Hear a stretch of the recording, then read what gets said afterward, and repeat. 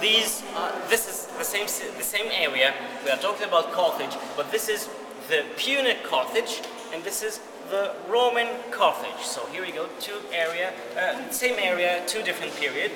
You have here the city of Carthage. You can see the three defensive walls as well represented in here. The first one surrounding the city and all the agricultural area. Second one, just the city where people live, work. Then the third will be surrounding this hill where they will have the commandment area, the center of the city. But what's really interesting in here is to see the two harbors. Can you get a little bit closer to see? There is no entrance to the circular harbor. That's the military harbor.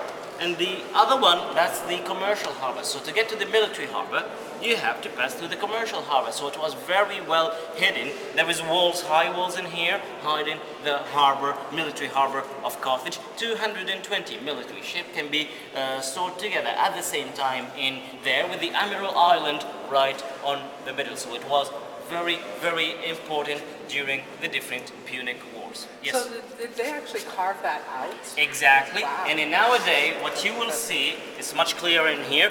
You can see that the Roman did respect the same thing for the harbors, because they've had really problem fighting the Carthaginian with this technique. But what you can see, and nowadays what I did show you is just this.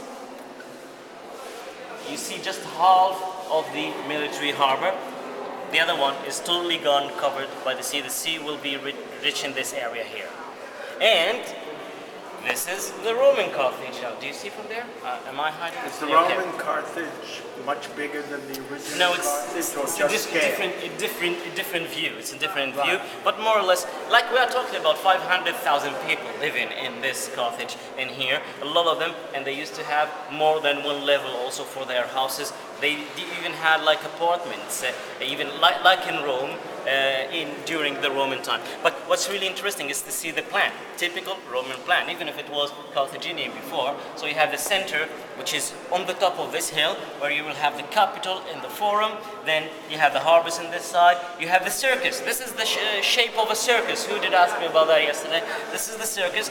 The circular one, that's the amphitheater, and the theater are the half circular. And here they are. There is two theater.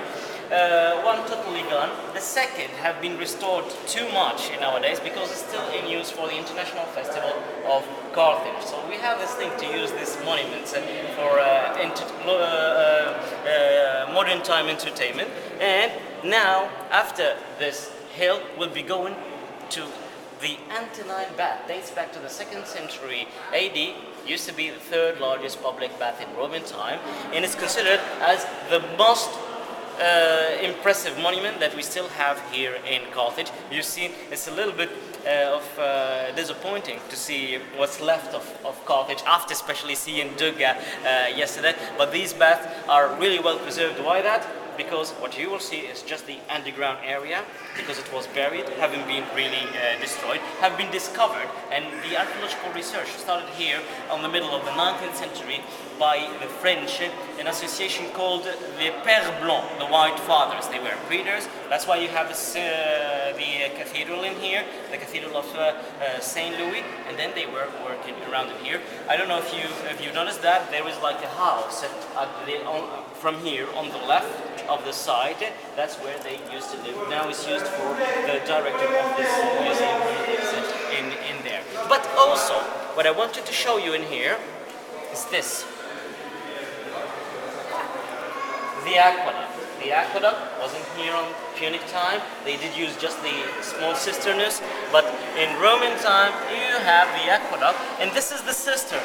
I will show you remains of it after when we will be leaving Carthage. Here it is, and from there will be distributed towards the different quarters of Carthage. So let's go up, please.